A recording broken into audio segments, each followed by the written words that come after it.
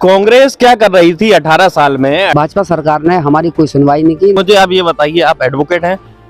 Advocate हैं जहां तक मेरी जानकारी है। कोई संशय तो नहीं है। मुकदमे भी लड़ते होंगे? हाँ, जेल भी भिजवाते हैं। जब कांग्रेस की सरकार थी वो गड्ढे छोड़ के गई थी, बीजेपी ने वो सारे गड्ढे भर दिए। मैं तो जैसे कि अधिवक्ता हूँ, अधिवक्ता होने के अलावा मैं बीजेपी या कांग्रेस किसी को बिलोंग नहीं करता हूँ कि जो लंबी सत्ताधारी लोग हैं वो निरंकुश हो गए, वो हिटलर शाही में हो गए। कांग्रेस क्या कर रही थी 18 साल में? 18 साल तकरीबन सरकार रही, 4 कार्यकाल बीजेपी के रहे। तो इन 4 कार्यकाल में अगर भारतीय जनता पार्टी की सरकारों ने बेहतर काम नहीं किया तो बार बार क्यों चुनी गई? बार बार चुनी गई हैं। और आप लोगों की तरफ से भी क्या क्या आवाज उठाई गई, कब कब आवाज उठाई गई अगर कोई काम नहीं हो रहा था तो? देखिए, हर 5 साल में चुनाव हुए, हर 5 साल में हमारे कांग्रेस का प्रत्याशी आया, लेकिन जनता जनार्दन है, अगर हमें कामयाबी नहीं मिल पाई तो ये जनता ने हमको नकारा है।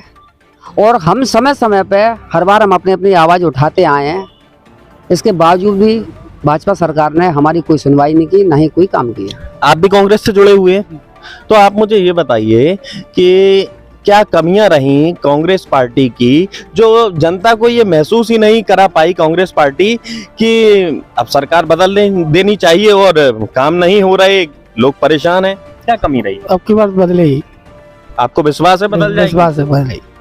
अच्छा, भारतीय जनता पार्टी से अधिवक्ता भी हैं और भारतीय जनता पार्टी के नेता भी हैं अजय गौतम जी। अजय गौतम जी से बात करेंगे। कह रहे हैं कि कोई काम ही नहीं हुआ है, मतलब क्या, कैसे चलेगा काम अगर काम नहीं हुआ? कांग्रेस लीगल सेल कह रही है काम नहीं हुआ। आपको सोचने पर मजबूर क्यों होना पड़ रहा है? मैंने सोचने पर कोई मजबूरी नहीं है। चक्कर क्या कि केवल एक आदमी, कोई लीगल फेल का कोई एक आदमी बोल दे कि काम नहीं हुआ तो क्या मानेंगे? 6.5 करोड़ की आबादी इस मध्य प्रदेश में रहती है। 6.5 करोड़ की मध्य प्रदेश की जो आबादी है वो हमें काम कर्म कर्तृत्व के आधार पर और भारी जनमत 3 तारीख को देने वाली है और भारतीय जनता पार्टी पूरे बहुमत से सरकार बनाने जा रही है। तो इनकी बातों का कोई औचित्य नहीं, हम इस पर कोई तवज्जो नहीं देना चाहेंगे। अजय गौतम जी, मुझे आप ये बताइए, आप एडवोकेट हैं? एडवोकेट हैं जहां तक मेरी जानकारी है। कोई संशय तो नहीं है। नहीं, मेरी जानकारी है। विधि प्रकोष्ठ का जिला संयोजक मैं ऑन कैमरा जानकारी लेना चाह रहा हूँ। हाँ बिल्कुल हूँ। और आप जमानतें कराते होंगे, मुकदमे भी लड़ते होंगे? हाँ, जेल भी भिजवाते हैं, जमानतें भी कराते हैं। सारे जो कानून के परिप्रेक्ष्य में, कानून के दायरे में जितने भी काम है वो सारे हमें कराने का विधिक अधिकार है।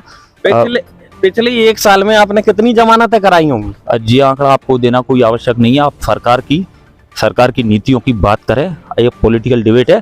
और रही मैं सरकार की नीतियों की पर ही आऊंगा। चलिए सरकार की नीतियों पर आ जाता हूं सीधे।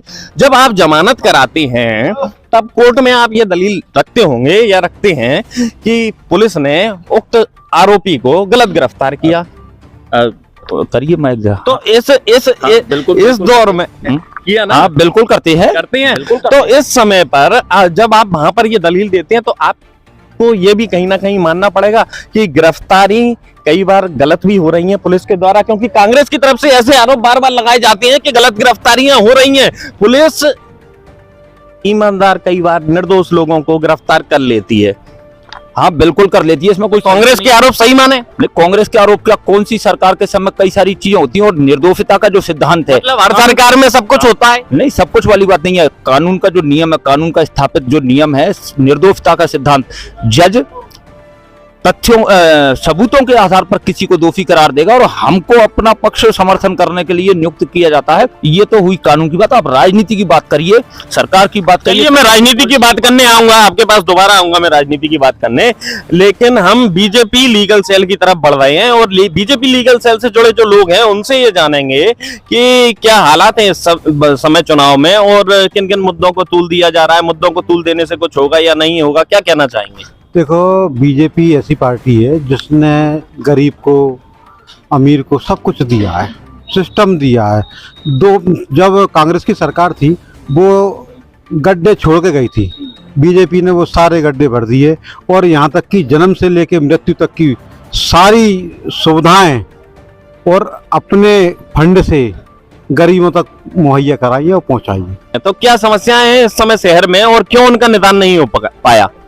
सबसे पहले मैं आपको ये बता दूं कि मैं तो जैसे कि अधिवक्ता हूँ, अधिवक्ता होने के अलावा मैं बीजेपी या कांग्रेस किसी को बिलोंग नहीं करता हूँ और मैंने एक चीज मैं बताऊं कि कोई भी पार्टी या किसी भी व्यक्ति में कभी कोई बुराई नहीं होती, लेकिन लंबी सत्ता उसको निरंकुश बना देती है।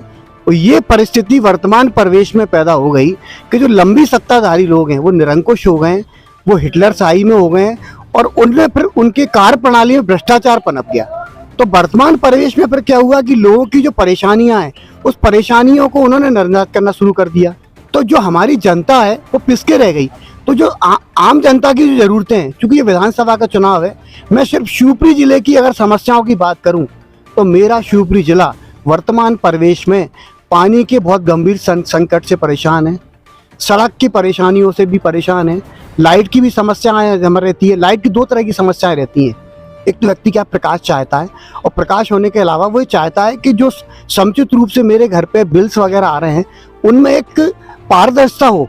जब परेशानी होती है तो कोई भी एक नेता का दायित्व है कि अपने स्तर से अधिकारियों से मिलकर उसका निराकरण करें। हर जो बेचारा परेशान मैं देख रहा हूँ आजकल जो उपभोक्ता है वो छोटी छोटी बात के लिए न्यायालय आता है। न्यायालय में भी कानून की परिसीमा है, कौन सा प्रकरण किस परिधि में आता है, वो पिछलन हो योग्य है या नहीं। आखिरी में ये परिस्थिति होती है, कई मैंने उपभोक्ता ऐसे देखे कि वर्तमान में वो दोषी नहीं है, वर्तमान में परेशान नहीं है, वास्तव में उन्होंने ऐसा काम नहीं किया, परंतु कानून के दायरे में जब वो फंस जाते हैं और जनता के प्रतिनिधि उनकी मदद नहीं करते हैं तो दबाव में आके उनको ऐसे अकारण बिल की अदायगी करनी पड़ती है जिसको अदा करने का उनका दायित्व नहीं है।